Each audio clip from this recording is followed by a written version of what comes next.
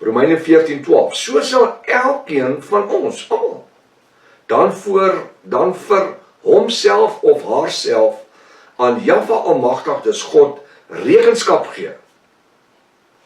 Dis wat die woord sê. Hy sê ons gaan rekenskap gee. Nou as iemand nou Romeine 14, 10, 11 en 12 vat in die eie tyd, dan lees jy dit aan mekaar. Dis verdoemend. Dit sê ons gaan almal voor die regterstoel verskyn. En dit is waar Angus Buchan en John Hagee en hierdie ouers almal en van hierdie spookpredikers almal van hulle sê, en meeste pastore en teoloë en predikante, ons gaan almal voor die regterstoel verskyn. Almal, gered of ongered. Hoekom? Hoekom sê hulle dit? Want hier staan dit geskryf. Is hulle verkeerd? Wat sê u? Is hulle verkeerd? As jy my moet vra, dan sê ek nee, hulle is nie verkeerd nie, maar hier staan dit. Hulle gaan voor die regterstoel moet verskyn, hier staan dit. So met ander woorde, ek wil amper sê, ek kan dan maar mos in sonde bly lewe. Hoekom sal ek en u wil deel van die bruid van Jahwe wees? Waarom sal ons wil bekeer, ons laat onderdompel of begrawe in die bonatuurlike naam van Jahwe tot vergifnis van ons sonde en in heiligmaking lewe elke dag? Dan kan ons ook maar hoer en remoer, want ons gaan ook voor die regterstoel verskyn. Dan kan ons maar 'n joyful lewe en aangaan soos die wêreld daar buitekant. Jy sien, dis waar die Satan die mense vang.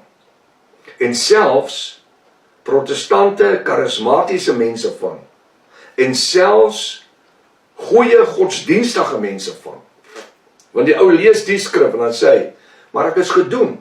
Ek gaan voor die regterstoel staan die oomblik as ek sterf.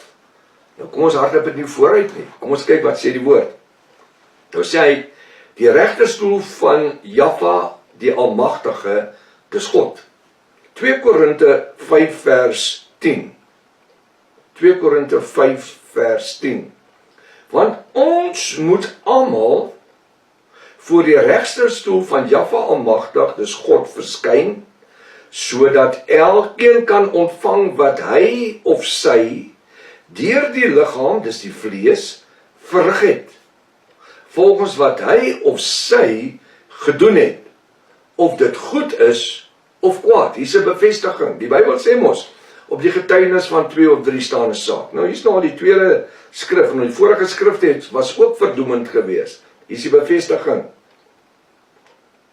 Hy sê, van elke woord moet die mens rekenskap gee, Matteus 12:36. Van elke woord moet die mens rekenskap gee, Matteus 12:36.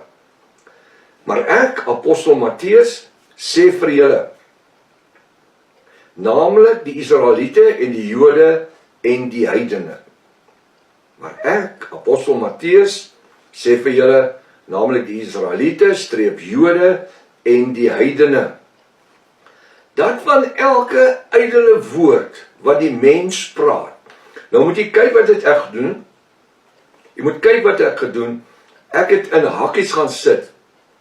Hy sê, maar ek, apostel Matteus, sê vir julle, nou wie praat hy? Met die Israeliete, Jode en die heidene. Luister nou wat sê hy. Dat van elke ydelle woord wat die mense praat, daai verwysings, daarvan moet hulle rekenskap gee in die oordeelsdag.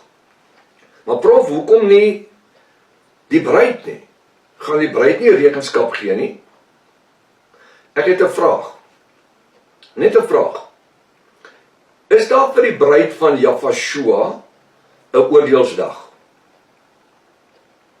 Waar ons rekenskap moet gee, of was ons volgens 1 Korinte 15 vers 27 tot 58 verander uit hierdie vleeslike liggaam in 'n verheerlike liggaam, Jahwe tegemoet in die lig?